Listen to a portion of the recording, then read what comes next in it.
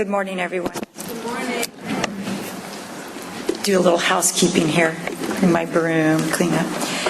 Before I begin my part of the introduction today, I wanted to make sure that you know that there will be index cards available for you to write down or jot down your questions during the presentation this morning. I'm sure that Mrs. Edelman will be provocative, and there'll be questions that spark for you, as they did for me and the many times that I've heard her.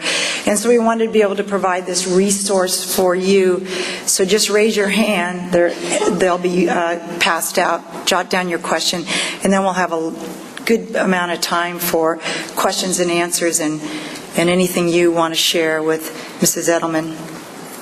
My name is Jolene Smith.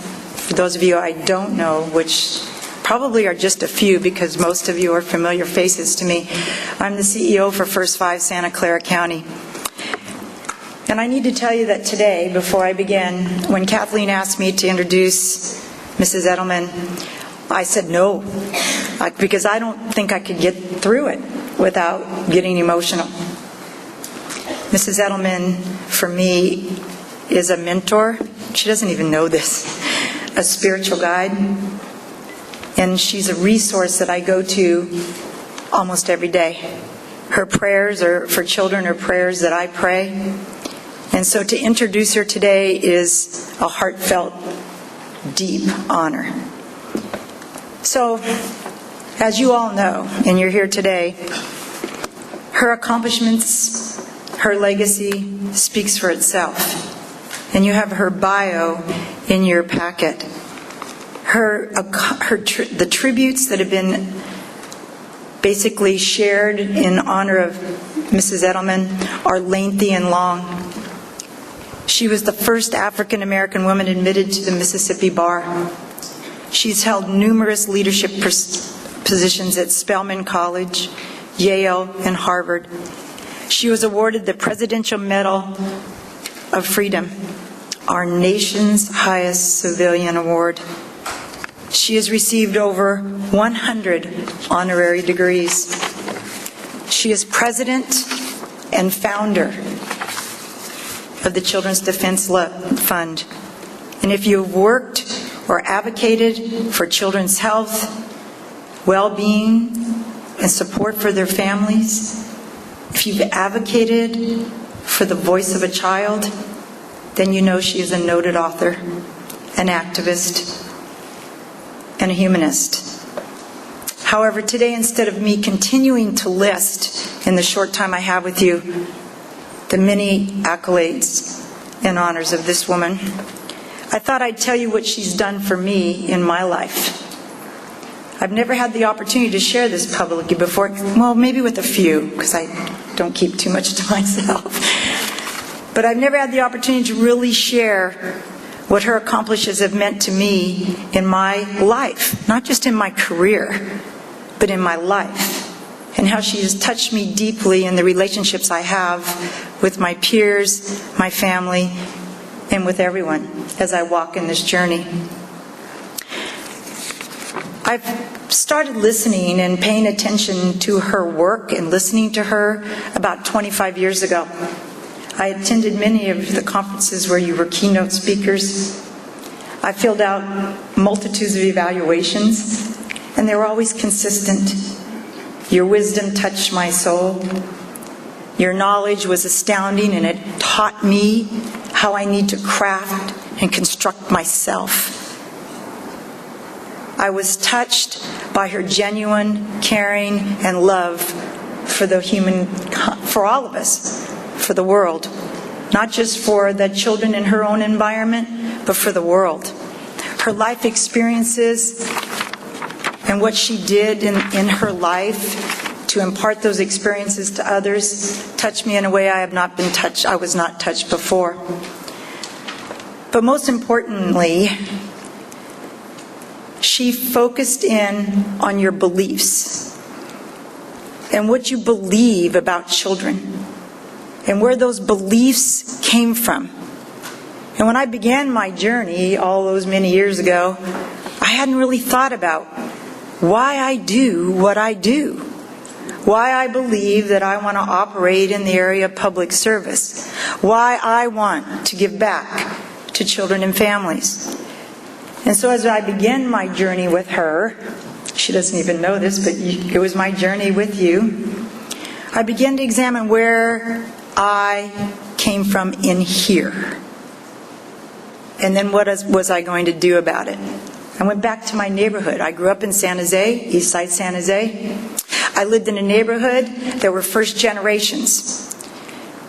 And in my neighborhood, the one thing that we knew is that we loved all our neighbors.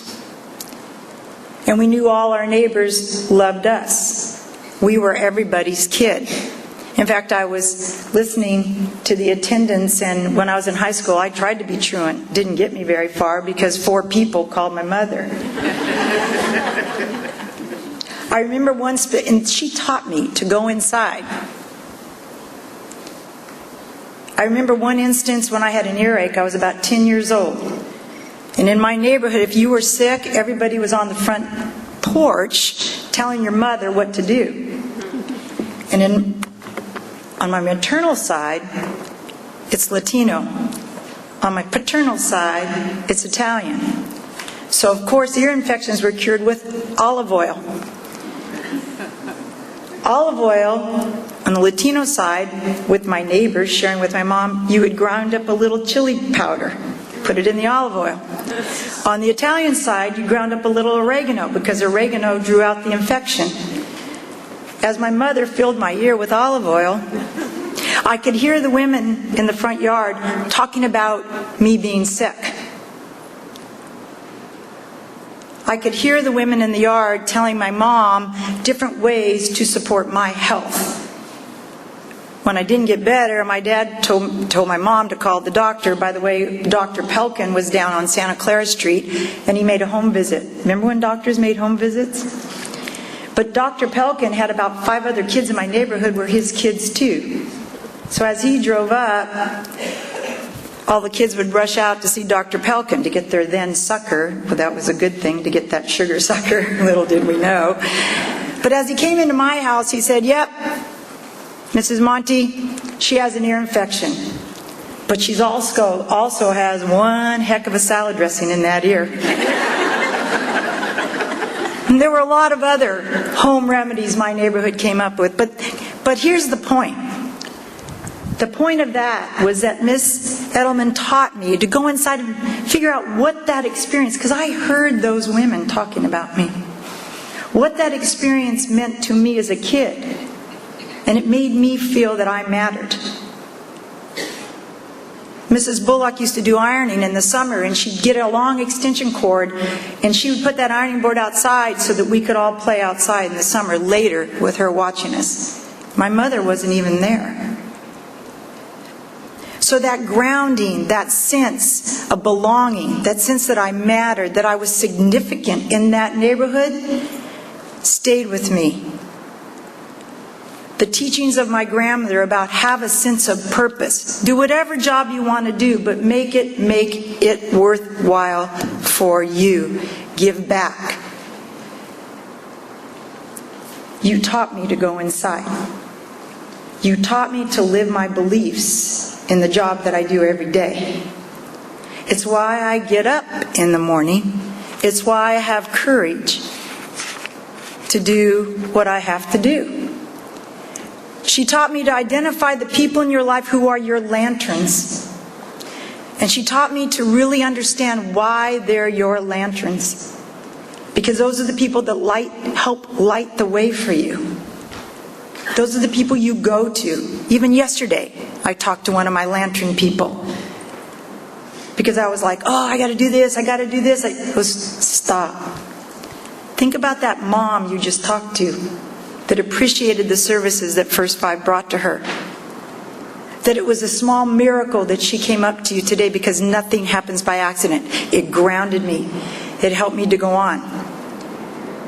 So identifying the lantern people was what she taught me.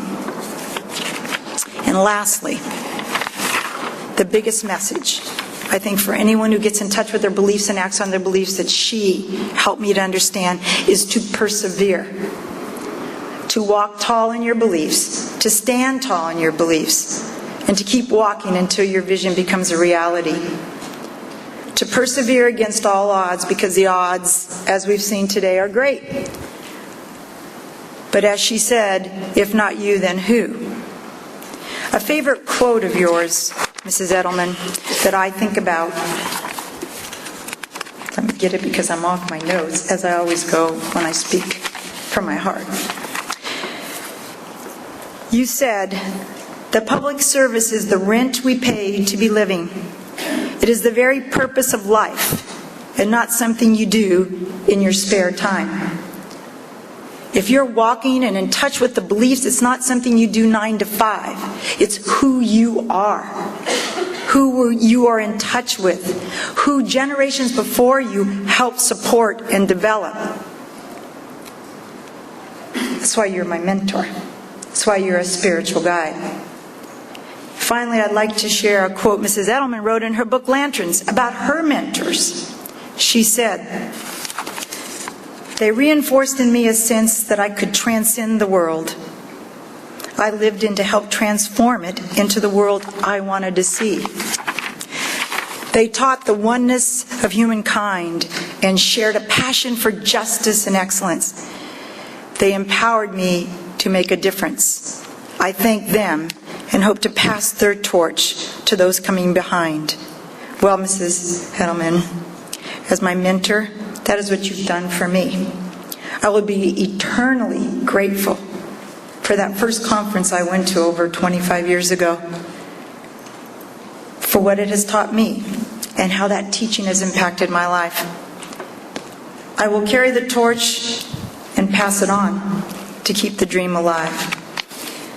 Without further ado, I'd like to welcome and honor Mrs. Marian Wright Edelman, who is our guest speaker today.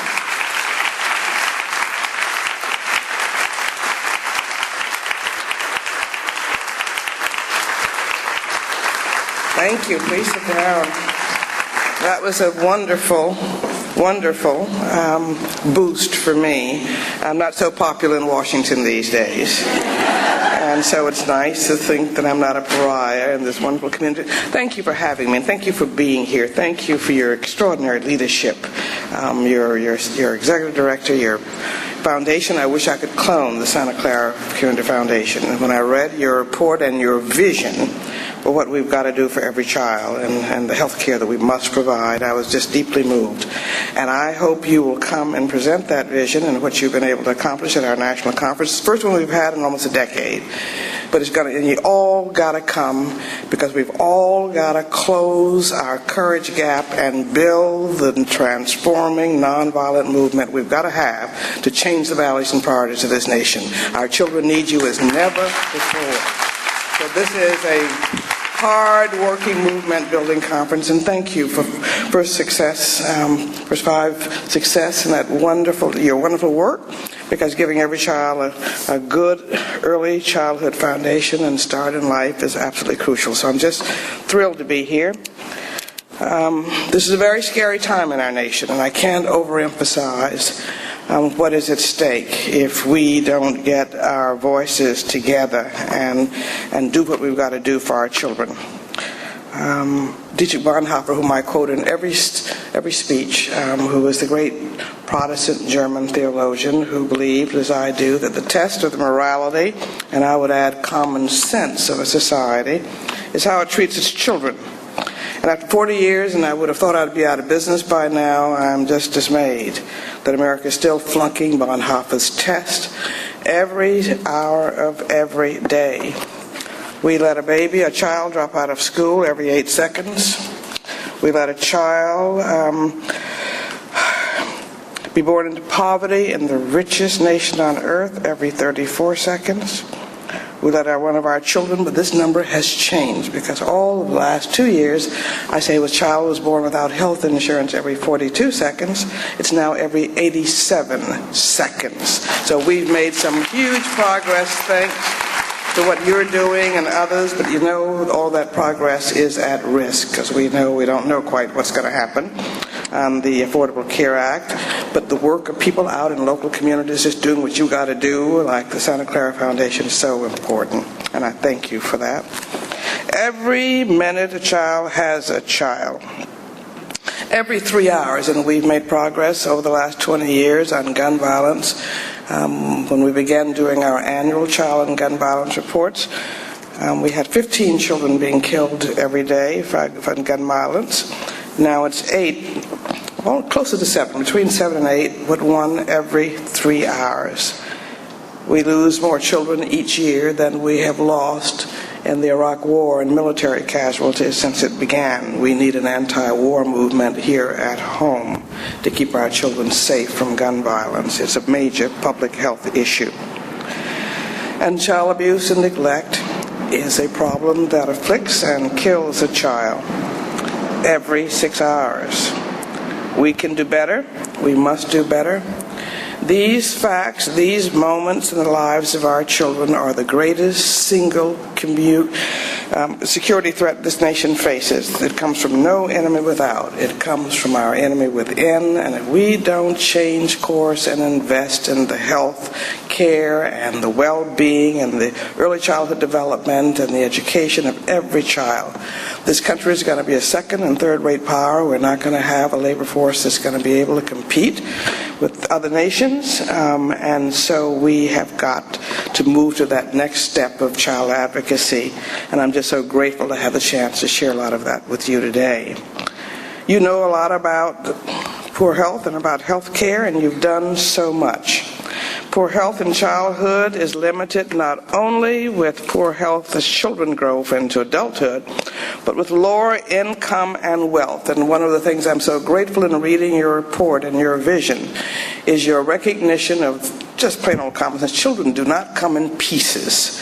You've got to deal with the whole child. We keep grabbing onto this piece of the child and that piece of the child, but you've got to deal with the whole child, and good policy should be like good parenting. We don't choose between health care for our children and housing for our children and early childhood experiences that are of high quality, or good schools, or after-school care.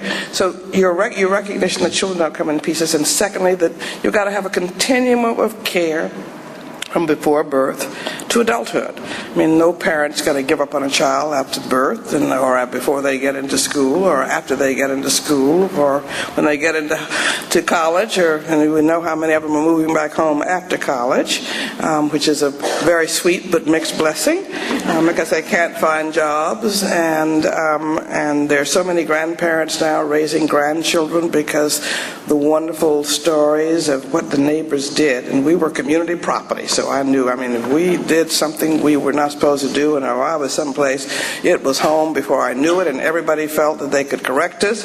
But a lot of the neighbors are not home anymore, and a lot of the neighbors are scared of our children and close the door when they see young people going, and so the neighbors are not there the way they used to. We've got to reweave the fabric of community and of neighborhoods. A lot of families battered by so many changes in our culture, by structural changes in the economy, are not there anymore, and we've got to reweave the fabric of family and extended family until those families can get back on their feet, and we've got to provide the kind of home visiting and parenting supports that everybody needs. You can't teach what you don't know. And I've always felt so blessed to have had the kind of extended family. They didn't do olive oil, but we had our counterparts. But we've got to get our families back together, and we've got to, though, recognize that no family raises a child by themselves. And those community voices and those neighborhood voices and those wise people were absolutely essential co-parents, and I'm grateful for that. But our families are afraid. And our communities have frayed, which is why it's a breath of fresh air to see this foundation of what you're trying to do in bringing the community's resources together to focus on the health of the child, but the health of the child construed very broadly. Poor health in childhood does not just affect their health into adulthood, but lower income and wealth. And poverty is growing. The income and wealth gap are higher than they've been in recorded history. And healthy children, as we know, do better in school when they can see the blackboard and hear the teacher and concentrate. Today we've got 16.4 million children who are poor in this nation. A record number of Americans, 1 in 7, are also food insecure and receiving food stamps. 3/4 of them are families with children, and our leaders in Washington, which is why we've got to raise our voices, proposing to cut the food stamp programs by hundreds of billions of dollars and other safety net programs at a time when child hunger and child homelessness are dramatically increasing. Poor children face multiple risks against them and a myriad of health and mental health problems from the effects of such pervasive poverty. And I know if Dr. King were alive today, he would be calling for another Poor People's Campaign and certainly for another Poor Children's Campaign.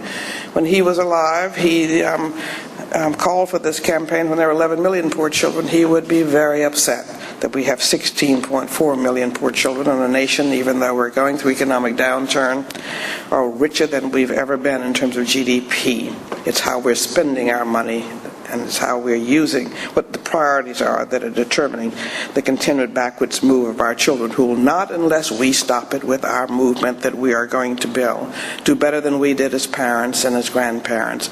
The whole premise of the American dream is that we're going to leave the country better and leave the hopes of our children and grandchildren better than we found it, and we're failing in that obligation, and we're going to reverse that. We cannot continue to let our children slide backwards. Children of color and children who are poor face particular disadvantage. We still have shocking health disparities that begin for poor children and children of color in infancy. Black babies are more than twice as likely to die before their first birthday as white babies. We are losing. Our infant mortality rates, not even the rates, but for black children are what they were 30 years ago for white children. And we lose over 5 million babies. They die every year, when we have the capacity to prevent an awful lot of these infant deaths with just basic preventive prenatal care. Infants born to black mothers are twice as likely to be born at low birth weight as infants born to white mothers, and the child born at low birth weight is more likely to have health, behavioral, and learning problems. And again, down the road, children don't come in pieces. Poor children of color and just plain poor children are more likely to be uninsured and more likely to be in fair and poor health. Those living in poverty are twice as likely to be uninsured, with incomes above the family line, living in families with incomes above children living in families with incomes above the poverty line. And our children who are poor are 3 times as likely to be uninsured in families with incomes above 200% of the poverty line as families uninsured who have higher incomes. 1 in 6 Latina children, 1 in 8 black children, and 1 in 14 white children are uninsured. And we've made significant progress. You've made extraordinary progress here in Santa Clara. We are making significant progress nationally. We've got to hold on to it, and then we've got to finish the job of seeing that every child, wherever they live, have access to quality, affordable health care. Black and Latino children are almost, and we can do that. We can do that. And I am so sick and tired of the lottery of geography, and although we're sitting here on the defensive, we're going to insist that we put back into the National Congress the All Healthy Children's Act to see that every child, wherever they live, in families with income 300% or below the poverty level, get coverage whether they live in Mississippi or Massachusetts or California. God did not make 2 classes of children, and he certainly didn't make 50 classes of children. And children live in this country, and they should all have their basic needs. And I always think that the best defense is an offense. So you're going to hear us coming back in and say, let's get that All Healthy Children's Act, while they're trying to cut back here in California, and they're trying to cut back all over the country. The first place they pick on is poor children and child care and health care. We've got to be very clear and forceful, and not only say you can't move us backwards, but we're going to move forward. So stay tuned, because we really need to keep there protecting our children's health, regardless of whatever happens in the bigger health debate on the Act 2 and on the Affordable Care Act. Black teens, we know, and Latino teens are much more likely than white teens to be overweight or obese, and more than 1 in 3 black children and teens are overweight or obese, and I'm so glad that this has become a national public issue that is of concern here in this community. We estimate that 1 in 8 children in this country has some form of emotional or behavioral health disorder, and have had one of those in the last year. And the mental health system here is just totally inadequate for all of us, and certainly for our children. Many parents have to declare themselves neglectful or abused parents in order to get their children mental health services that are often not available in their communities. You should not have to say I'm an abusing and neglectful parent and incarcerate your children in an institution in order to get mental health services. We have got to do better. And it is still a wasteland for so many in so many parts of our country. So many of our neighbors are wondering where the next meal is going to come from, if there will be a roof overhead at night, which it really does exact a very high emotional and mental health toll. And a new report shows that the number of children living in high poverty areas increased 25% to nearly 8 million in the last decade. Another report showed that the foreclosure crisis has affected 8 million children, 2.3 million of whom lose their homes altogether. These are the kinds of circumstances that leave pediatricians worrying about the adverse effects of toxic stress on brain development and the early origins of many chronic and devastating diseases that carry over into adulthood. I was very amused, and one of the things we're going to do at our national conference in July is to lay out all the best research and all the things that we know and all the best practices of how to deal with all of those. But I was talking with a group of professors at Harvard, I'll leave unnamed, and one very distinguished one had a kind of an aha moment. He said in the last year that these children living in inner city neighborhoods, often riddled by gunfire and abuse and other things, were suffering from a syndrome which he had named toxic stress syndrome. I said, you all just discovered that at Harvard? We've known that for decades. I mean, common sense would tell us that if you've got gunfire all around and abuse and fear, and that you're going to have these syndromes. But I'm glad that the universities are catching up with what many parents and many neighbors know, but we've got to stop it. And we've got to begin to make sure that every child has a safe start. Poor children of color are also disproportionately affected by the devastating consequences of hunger and malnutrition. There should be no hungry children in the United States of America. Any reason. Now, I thought that trying to tell people what the right thing to do for children and also what the cost-effective thing to do for children would make our job easy. But it doesn't work out that way, and we've got to really talk about the self-interest of all of us in trying to keep children out of the hospital emergency rooms, and how much easier it is to cure and prevent that asthma rather than just deal with them in emergency room care, and that investing in children preventively and on an early intervention basis is so much better than trying to treat them after the fact and after they've dropped out of school and after they've gotten very sick and after their families are broken down. I don't know why it's so hard to get up. I don't know why it's so hard to say, trying to find out why children are not coming to school and are chronically absent, and why do we suspend them for truants and tardiness is beyond me as well. I never understood why we put a child out of school for not coming to school. We should find out why the child is not in school and do something about it. And it's just so difficult. Frederick Douglass said a long time ago that it's so much easier to build strong children than to fix broken men. And we've got to begin to change the paradigm in this nation from remediation after the problems have become serious. We've got to stop this cradle-to-prison pipeline, which is sending 1 in 3 black children and 1 in 6 Latino black male children to jail in their lifetimes, and stop the misguided priorities in California and all across this nation of spending almost 3 times per pupil, per prisoner, than for public school pupil. That's a really dumb investment policy. And there are not enough jails we can continue to build, and they're just breeding grounds, our juvenile court systems too often, as well as adult jails, for more criminals. We've got to reverse course and begin to talk about how we prevent children from getting sick and from not getting the preventive health they need.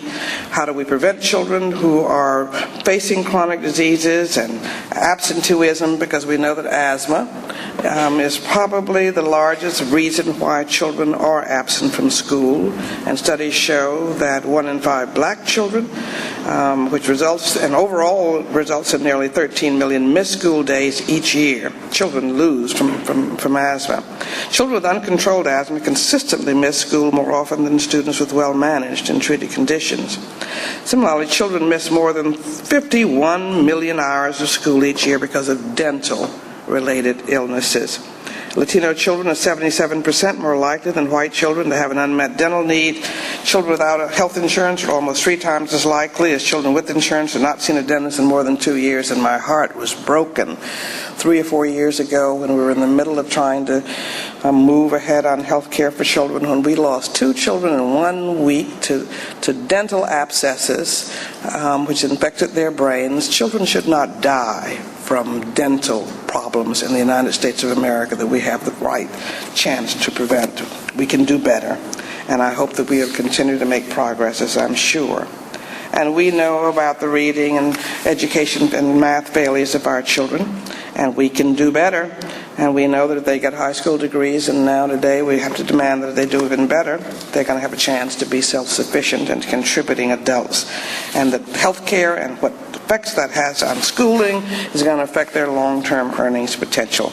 And again, you see the whole picture. You've adapted that in your vision for what you want to see happen for the children in this area. We need to have that become our national policy. There's just a huge, high cost to not insuring children. And we've got to begin to insist on primary care doctor visits, which cost less than emergency rooms. We must insist that we begin to invest in CHIP and Medicaid and Medi-Cal here. I mean, it would be very dumb for the governor to succeed in cutting back on your preventive health care programs and CHIP and Medicaid, because we see and from the data that an uninsured child costs the local community $2,100 more than for coverage for a child with Medicaid or CHIP. And we can't afford to cut back, and we must insist that those cuts not go through. He needs to look someplace else to balance the budget, and not on the backs of children. I don't know where that $16 billion is going to come from, but it should not come out of our children's back hide. It should not come out of health care. It should not come out of child care. It should not come out of education. And so the job that you've got to do is pretty clear, and I'm sure you're going to be up it. We've got to make a big strategic ruckus. And we've got to change the notion that the first thing you cut is children, and have them pick on somebody their own side. And so that's going to be true here in California. It has to be true throughout the nation, which is why we have got to form and build a strong movement for our children and for our nation's future and for our nation's soul. My family clips a lot of things, and we don't throw away very much, and my sister sent me an anonymous sage's words that said, everything our nation and all of us need to know about life can be learned from Noah's Ark. And the first lesson that this sage, this anonymous person said, is don't miss the boat. And the United States really is going to miss the boat if we don't wake up, see what is happening to our children in so many of our child caring systems, and reverse course and prepare them for the future. I'm never able to kind of deal with these figures that I'm about to say, but the fact that a majority of all of our children and all racial and income groups cannot read or compute at grade level in 4th, 8th, or 12th grade, and that over 80% of our Black and Latino children cannot read or compute at grade level in 4th, 8th, or 12th grade if they have not already dropped out of school. And about 40% of them have, and when many of them stay in the school, the failure of schools to prepare them for what they're going to face in life really leaves them with 8th and 9th grade reading levels and computing levels. We're sentencing these children to social and economic death. What is a child going to do in this globalizing post-industrial economy if they can't read and compute at the most basic levels? We have got to really wake us up and say that we've got to do better if this country is going to prevail and be strong in the future. The second lesson from this sage was that we're all in the same boat. And many of us make these distinctions between our children and other people's children. Well, God didn't make two classes of children. And what happens to other people's children is going to affect the well-being of our own children. And many Americans may not like or think they have any self-interest in assuring a fair playing field for other people's children, especially poor children of color, but we're going to need them. And as you've seen in the last week, the headlines about the majority of babies being born in America has now become majority minority, and are children of color. And by 2019, but that figure is going to be revised backwards and downwards, I think, in light of this new findings on births to children of color. But we have been saying that by 2019, the majority of the child population will be children of color. Isn't it better to have those children educated and supporting our Social Security and our Medicare systems and ensuring a productive workforce than for us to be supporting them in costly prisons and other institutions? I think we need to wake people up and say this is a dangerous time and we have got to change course. The third lesson to remember, and we're not very good about this, is that it was not raining when Noah built the ark. Now, the rain has already begun to start on us, but the children of today really are our citizens and workers of tomorrow, and they have only one childhood, and acting with urgency and with persistence is absolutely crucial. And so thank you again for providing and trying to provide all of your children with health care and the dramatic progress that you've made, and the need for all of them for high quality experiences in the early years, because we know about the importance of early brain development, and yet early Head Start serves only 3% of the eligibles. We don't really have a high-quality universal pre-K system, and our federal education reforms are K-12, but we overlook the fact that only 10 states have a universal K program, kindergarten program. So the first step of making children be able to do well in school is already broken. So one of the top priorities CDF will be undertaken over the next years, and until we succeed, is to have a high-quality pre-K and high-quality kindergarten system for every child in this nation so that they can be ready for school and really succeed in school. We keep holding children and poor children accountable for what we haven't given them in order to succeed, and that's not right. We can do better. The fourth lesson, which I know many of you who have become child advocates have begun to internalize, is don't listen to the critics and the naysayers. Just do what you got to do for children. If you don't want to do anything, you don't want to be criticized, don't do anything, don't say anything, and don't be anything. But this is the time for us all to step up and just say what is right for our children, and don't pay attention to all those folk who say it can't be done. Lesson 5 is, for safety's sake, travel in pairs. But better still, maybe the example of this community, travel as communities. Because it takes a community. It takes a lot of people coming together across disciplines and across sectors, and across race and across age and across, faiths to make the kind of movement that we've got to get to reverse the priorities in America and place children first. The fifth lesson from Noah's Ark, which is my favorite, is to remember that the Ark was built by amateurs and that the Titanic was built by professionals.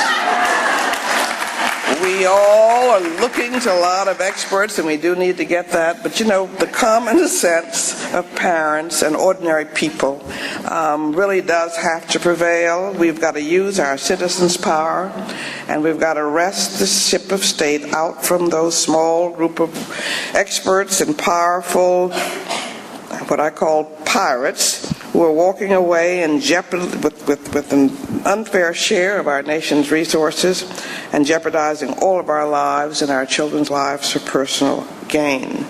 A lot of people are sitting here waiting for Dr. King to come back. He's not coming back. We're it. We better get out and do what those folk did in the 60s in an unpredictable, unbelievable way. Their whole goal, and you look back at what happened in the 60s, but it started in the 20s and the 30s, which is why I know we keep at it. We're going to get our transforming movement. But when I think back, the small band of lawyers who had almost no resources, and we all have heard of Thurgood Marshall, but few of us have heard of Charlie Houston. But he was a brilliant Harvard Law School student who came and headed up the Howard Law School and determined to make it the best law school in the nation, because the president of Howard, the first black president of Howard, had been told by a Supreme Court justice friend that he could always tell when cases came before the Supreme Court were being pleaded by black lawyers who were not as well prepared. And so Mordecai Johnson decided he was going to change that, and he got Charlie Houston to come, and the first class of 5 or 6 at Howard included Thurgood Marshall and Oliver Hill and many of them, but that's 4 or 5 lawyers brilliantly conceptualized and implemented with almost no money the legal strategy to change 200 years of apartheid law in America, and that resulted in Brown versus Board of Education. They didn't anticipate the kind of resistance to Brown, but something else happened in the process that had been seeded for many, many decades. A woman named Rosa Parks sat down in Montgomery, and people have been looking for people like Mrs. Parks, and there was a small band, again, of women, Joanne Robinson, many of them heard from, who were waiting for the right case to deal with indignities in the Montgomery bus boycott. But you began to have something called nonviolent direct action. And it began to change the tone of the nation and to make these problems that were narrowly defined as legal issues and in the courts, they brought them to public attention and to public and with their moral insistence that segregation was wrong. And it was out of this group of spontaneous actions that were kind of planned with an infrastructure underneath it that Dr. King emerged. And Dr. King was followed by the Birmingham Children's March and by the sit-in movements, by people just saying, enough already, that we're just not going to tolerate this. And it resulted in the growth of nonviolent actions over a period of time. But without it, we would not have gotten the Civil Rights Act of 1964 and the Voting Rights Act of 1965 and the new Civil Rights Act of 1968 and the progress that one had. And our job as child advocates, I'm convinced, and I'm sure that children are the frame by which we are going to have our next child transforming movement, came out of, the efforts of Dr. King and the Poor People's Campaign to see if he could bring together a cross-racial coalition to combat poverty and to change the priorities of the nation. He didn't always succeed, but out of that, CDF was born, and many other public interest groups were born. The Poor People's Campaign, which many announced was a failure. I just want to say to all those tens of millions of people who are sitting there with food stamps today and without any income, that they ought to thank those poor people who came to Resurrection City and sat in that mud, because just to get them out of town, get them out of Dodge, and they made hunger a national issue, and nobody wanted to believe that hunger was a problem, and nobody wanted to believe there are people with no income in America that could not afford to pay for food stamps, which Mississippi was charging $2 a person, and starvation was rampant across the country. And with the use of communication strategies and Robert Kennedy and Dr. King and 60 Minutes and all the things that they unleashed, and then this presence of this ragtail group of people coming to Washington saying we want jobs and income and we want an end to hunger, did begin to result in a few more investments in child nutrition and family nutrition, which grew incrementally from demonstration projects. They are now WIC, they are now food stamps. But the notion of a cross-racial movement to end poverty in this country is what we've been laying the seeds for in the next era, and we're going to have to succeed at a time when poverty is epidemic, and we want to finish that job, and we can do it. But I think that the framework is around children. We've got to find new theaters. You can't go back and do the same old things you did 50 years ago or 40 years ago. But we're spending a lot of time, and we'll be combating together, discussing together in Cincinnati with 3,000 people, I hope, if you all show up. and with young people and community people, what are those new forms of action strategies that can close the gap between what we know works for children, between what the research shows us? What are those things that we can begin to try? And we have been trying to develop strategic plans with our young leaders, and half of Cincinnati will be young leaders. Bring folk under 35 with you, and 25, and we're even going to have lots of college students and high school students, but let's have a communal conversation on how we're going to get to the next phase of protecting children in this country. And we have been trying to do strategic plans on a couple of issues that have emerged on all the feeder systems into the cradle-to-prison pipeline. Started with health care and early childhood. But young people in our summits all around the country, the number one and number two concerns have been zero-tolerance school discipline policies that are expelling and suspending children at younger and younger ages, and even criminalizing them in earlier and early ages for nonviolent offenses, where we've got this obscenity of 6 and 7 and 8-year-old children being handcuffed on school grounds. You can't believe that 3 or 4 or 5 adults can't deal with a temper tantrum from a 6-year-old. They've got to call the police rather than the parent. We've got to stop this criminalization of children. We've got to begin to have common sense. And many of the offenses were for things that used to be settled in the parents, in the principal's office, or calling your parents.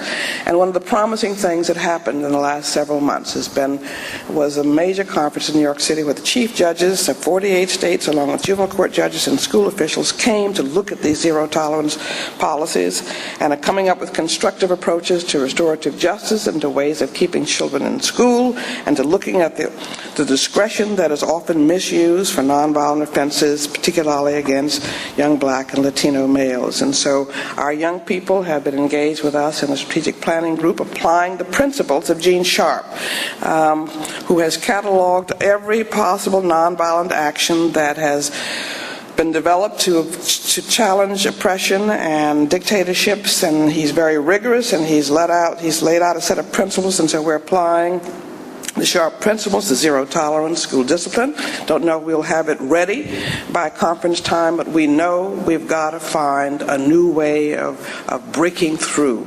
all the noise and a politically toxic climate, and so we're struggling. And the other issue is the cradle-to-prison pipeline and mass incarceration and racial profiling of Black and Latino youth, which is of deep concern.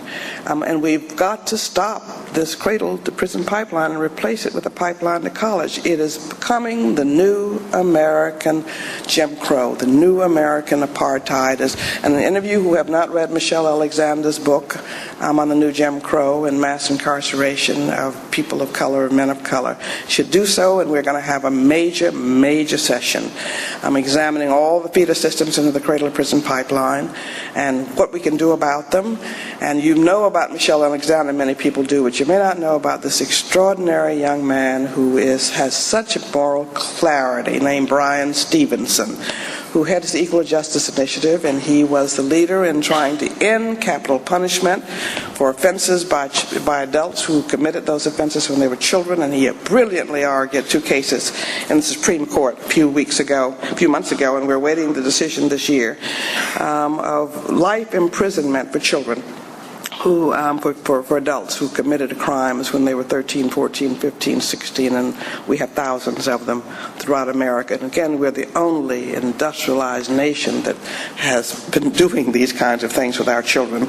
But he's going to be there, and we're going to have a robust conversation and an honest conversation about race in America, because you can't cure something until you've analyzed it and thought about it. And that discussion is going to be led by David Levering Lewis, who is a Pulitzer Prize winning historian, and John Hope Franklin's favorite young protege and the new young historian friend, who is the great-grandson of Elijah Muhammad, but who is a brilliant historian as well, who is the head of the Schoenberg Public Library in New York City.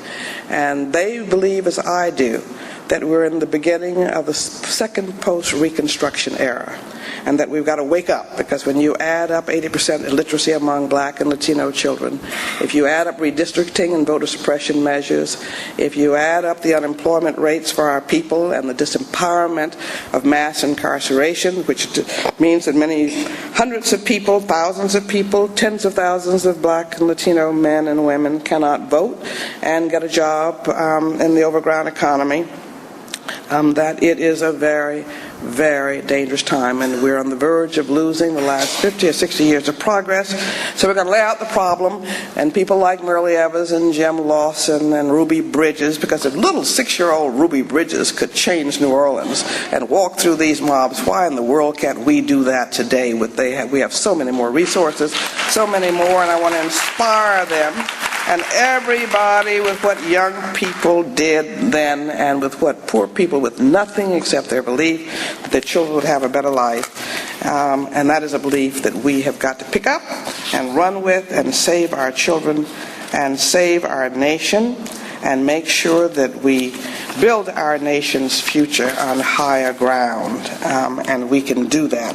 So I really hope you'll come. I hope you'll form children's action teams. I hope we'll come back, pick one of these issues that we're going to educate the public about, and work together to begin to transform our community and to work together to transform our state, to fight back these toxic budget cuts. We're in Washington where 285 people have taken a pledge not to raise any revenues. We're in Washington, your national capital, where the Ryan budget passed the House of Representatives. It would have been unthinkable 20 years ago or 10 years ago. He's proposing not to have any new tax increases on people with incomes in the top 1%. And to cut hundreds of billions of dollars from safety net programs. How can we let that happen? We must find our voice. I want to just end with a prayer, which I always do. It's my favorite. I didn't write this one, but she lets me change the words in it from time to time, which many of you may have heard from Anna Hughes, and I know I'm talking too long, and I ask your forgiveness. But let's pray for children, for all of our children, who sneak popsicles before supper, erase holes in math workbooks, and can never find their shoes.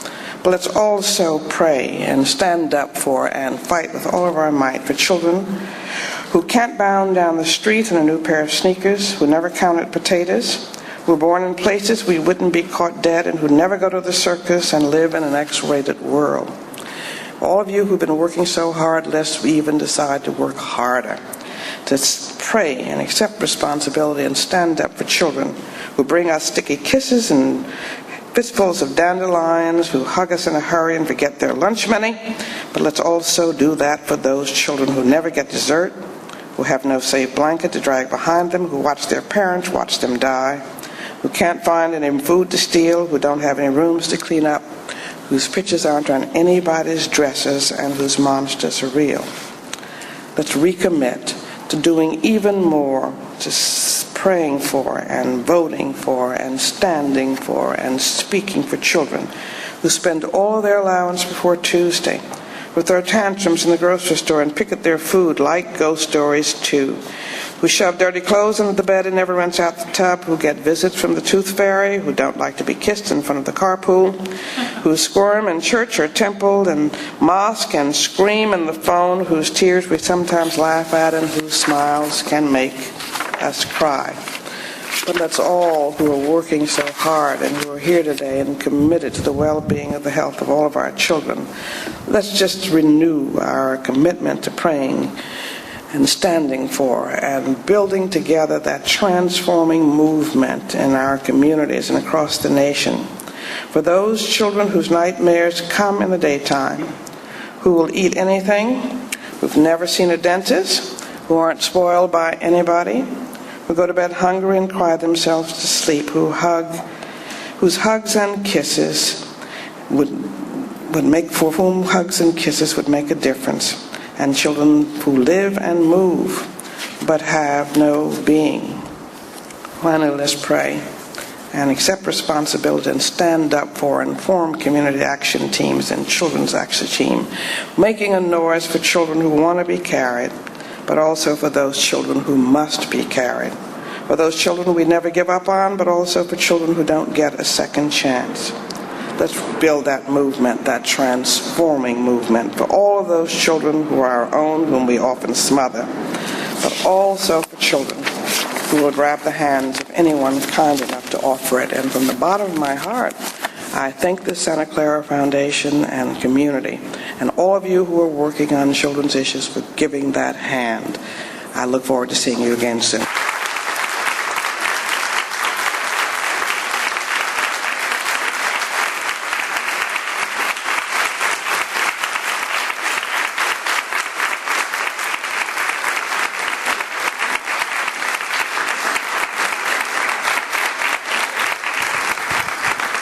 I think we have time for one or two questions for Mrs. Edelman, and rather than do the cards, maybe we'll just take a few hands, one or two. You're going to have to shout it out and I'll repeat it. Thank you so much for your inspiring work. I really appreciate it. Wondering where the conversation is happening to continue to support families with the high divorce rates. We know that children who grow up in a stable family home, that family unit and community can support that, but with families that are breaking up, where is the conversation happening to support families? So if everybody heard the question is, where's the conversation going around keeping families together?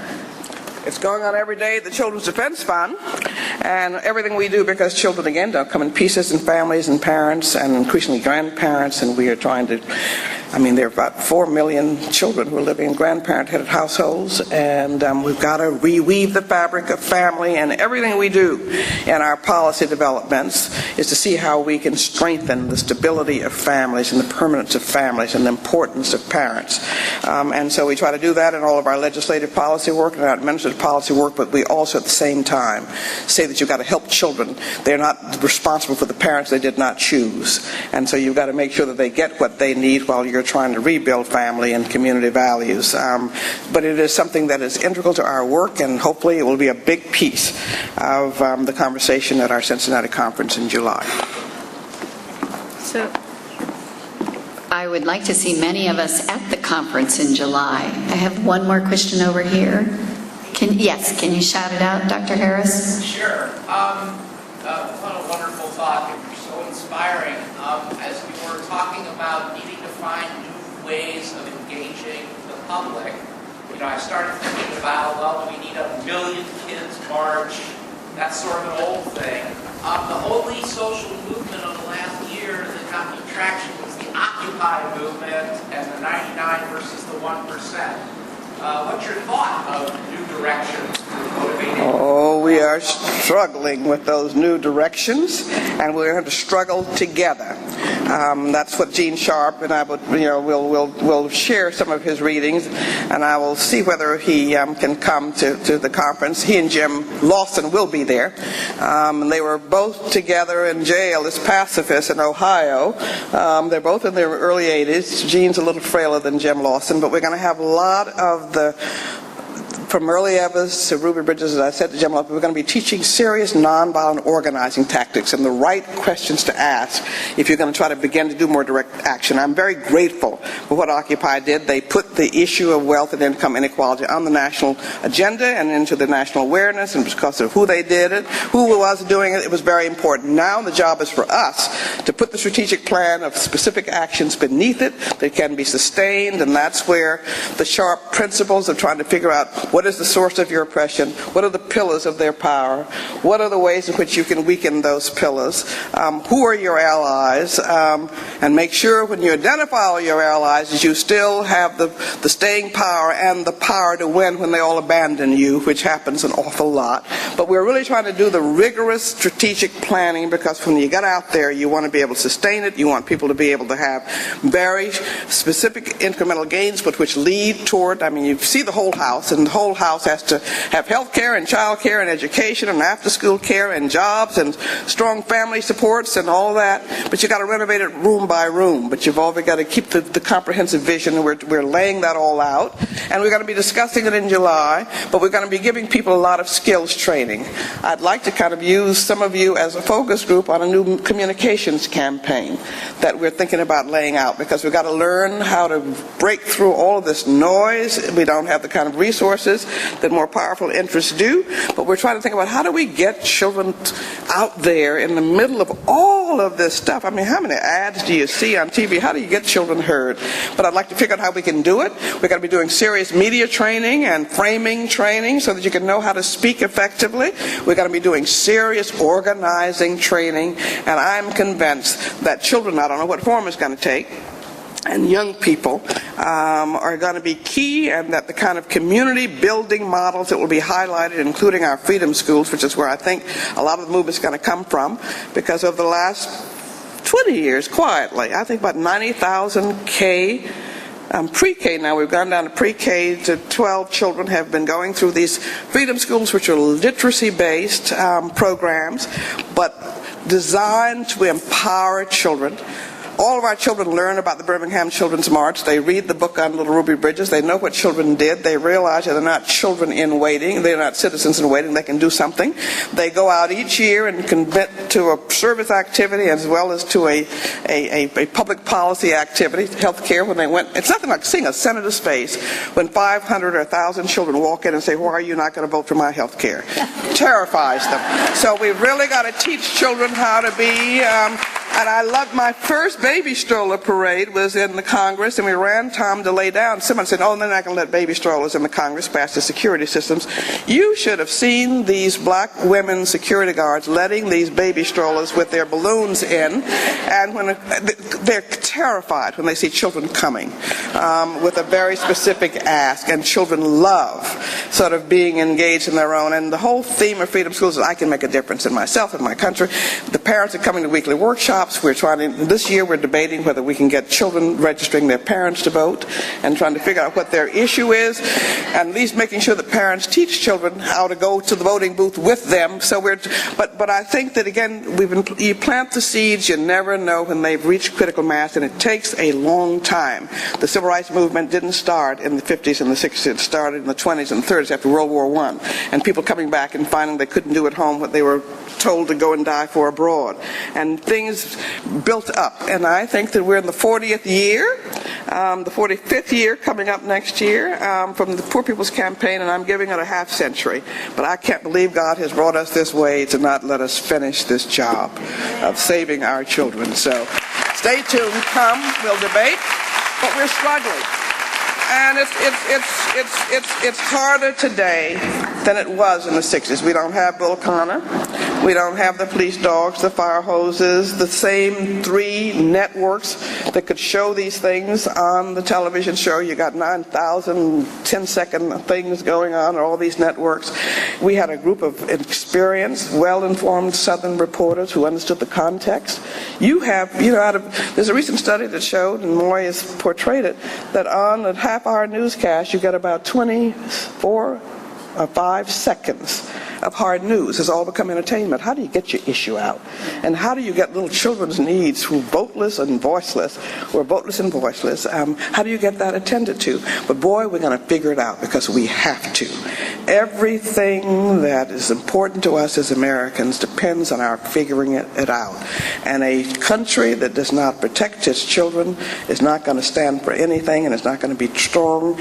And I will leave on a note that Dr. King, he called his mother the last day of his life in Memphis to give her his next Sunday sermon title, and it was Why America May Go to Hell. And he said America was going to go to hell if we didn't use all the richness that God had given us with to make sure that everybody in our midst got their basic necessities of life met.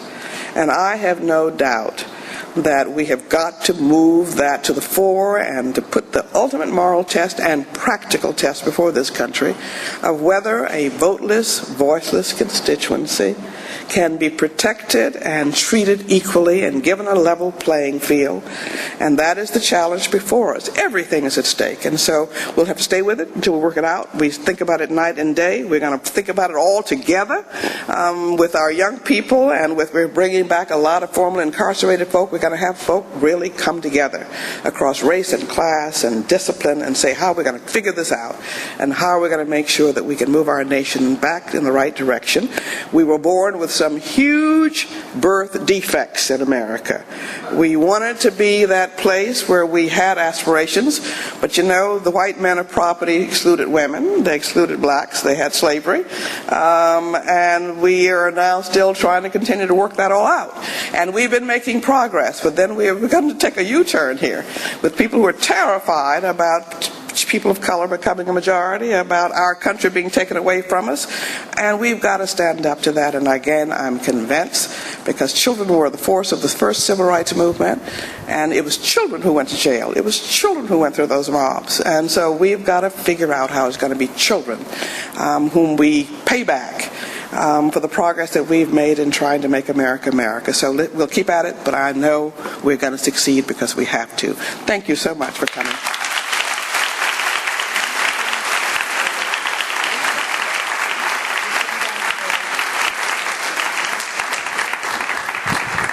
So I promised Mrs. Turner, who schedules Mrs. Edelman, that we would get her moving on time. She has lunch.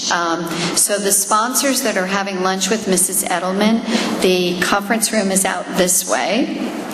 So you go out the door into the conference room, and then we will be having lunch in the auditorium, which everyone can go out this door. Before we go out, I want to thank all the volunteers. It takes a village, and there were a lot of volunteers that made this happen. I also want to see if Jennifer wants to show a little bit of the Kaiser video, if we've got it working, before we leave. And Children Now is going to be here during lunch in the courtyard, and they want to get little snippets from everyone that's willing to talk for a video they're taking, I believe, to the state legislators and governors about how important children are. And I'm sure each of us is available and willing to talk about that after this wonderful presentation. Oh, so we have the video going, but if we could, my son is here to carry Mrs. Edelman's bag, and if we could get the sponsors to go with Mrs. Edelman out and to the left to the boardroom, that would be great. And we'll watch a little of the video.